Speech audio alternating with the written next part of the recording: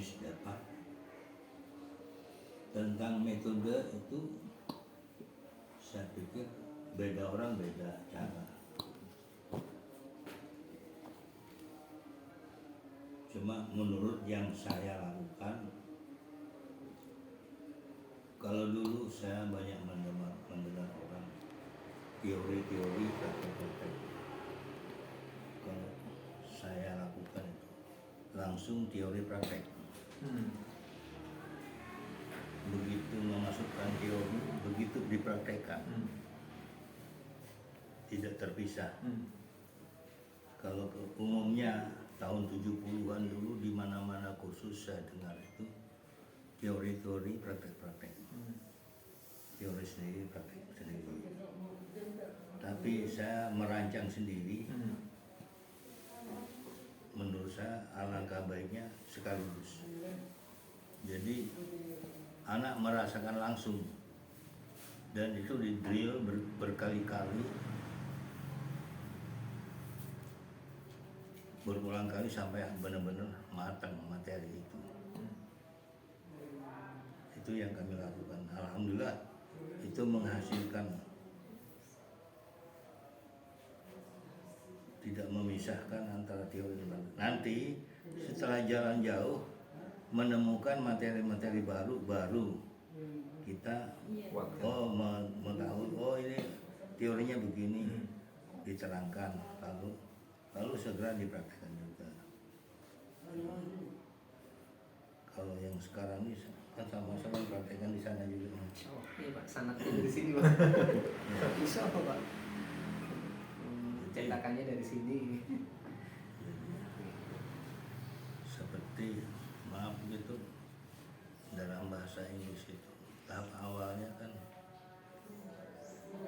yang namanya tenses itu tidak bisa ditawar.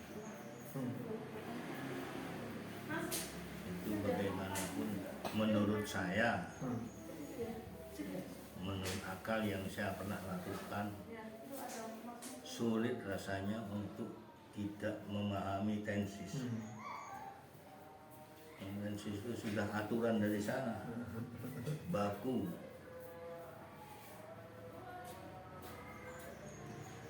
Di tengah-tengah kita sini, saya berkali-kali menemukan mereka berpendapat tidak perlu tensis 16, cukup 5 saja. Tapi saya pribadi tidak bisa rasanya, harus semuanya harus 16. Sekalipun tensis yang berikutnya itu jarang terpakai. Saya mengibaratkan seorang yang menjadi tukang, ingin nukang datang ke kampung orang lain, dia bawa alat tukang itu harus lengkap. Bor jangan lupa, palu jangan lupa, tatah jangan lupa, ya. Nah, manakala barang ini kurang, ketika permintaan tidak sesuai, bingung, butuh melobangi, bor tidak bawa, gagal sudah. Ya. Jadi saya mengibaratkan tensis itu ibarat seorang tukang yang ingin bekerja. Jadi harus bawa alat yang lengkap. Jadi tidak pilih-pilih, apa saja yang diminta siap. Kalau tidak disiapkan, bagaimana nanti menjawab kebutuhan itu? Tidak bisa. Itu prinsip saya. Jadi harus. Memang si pemilik bahasa rata-rata tidak pernah belajar. Pemilik bahasa itu tidak belajar, tapi dia bisa menerangkan. Iya betul, langsung ya. Nah, contohnya paling mudah, tanya kita apa pintar tata bahasa. Tapi kita bisa pakai, iya kan? Bisa kita ngomong bahasa Indonesia dengan baik. Tahu kan? Tapi ditanya kata bahasa, Nggak mudah. nanti dulu. Iya Pak. Apa itu kata majemuk? Nggak tahu. Nah, sudah repot. Orang pertama tunggal, nggak ngerti Pak. Nggak ngerti. Setara, setingkat, Nah, campuran. Nah, iya, tuh banyak. Jadi ketika menggunakan untuk komunikasi Nah, bisa. bisa. Karena itu bahasa kita. Nah, demikian juga bahasa Inggris yang punya bahasa itu. Di sini anak-anak sering Pak, kok nggak bisa jawab, nggak ngerti dia Pak. Saya tanya apa bedanya simple present dengan simple past tense dengan present perfect. Wah, ya memang dia udah belajar. Jadi seringkali bule orang England di sini tanya saya tuh tenses itu. Tensis itu apa gitu? Ya bagaimana penggunaan ini? Baru belajar di sini dia. Hanya untuk kepentingan jawab anak-anak. Tapi menggunakannya pas, bisa. Penggunaannya sudah pas dia. Dia tidak pernah mempelajari ini, tapi betul. Enggak, si Don, si Jason. Nah, itu. Jadi sebagian dari pengurus di sini ada yang berterima mengentengkan itu. Takabur. Cukup 5 saja. Cukup 5 saja. Itu memudahkan tugas dia juga. Sesuai dengan kebutuhan. Orang minta belajarnya 1 minggu, waktunya tidak cukup. Dibilang sajalah 5 saja. Iya. Kan begitu. Nah, termasuk yang nanti akan kami lakukan ke anak-anak kan memang hanya terbatas. Iya. Hanya 1 minggu. Nah, sebenarnya itu untuk mendasari bagi kita orang bukan native speaker ini memang jungkir balik memahami itu memang harus. Idealnya berapa bulan? Apa? Untuk menguasai bahasa Inggris idealnya berapa bulan?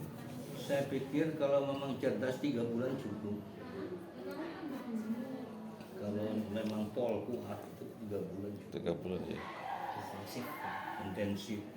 Dari basic sampai Iya, intermediate. sampai. Soalnya kami pernah membuat program di sini, namanya TS Training System, diperuntukkan guru-guru dan dosen-dosen. Tahun 2008, belajarnya cukup 1 bulan. 2008 mulai. Nah, jadi saya punya anggota termasuk sampai pengajarnya. Jadi program kami 1 hari belajarnya 8 jam. Waktu itu. Tapi waktunya 1 bulan dengan jumlah orang tidak lebih dari 10 orang.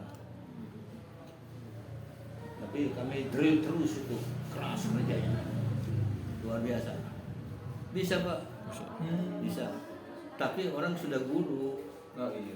Bahkan awal 2 periode pertama kali itu dosen-dosen.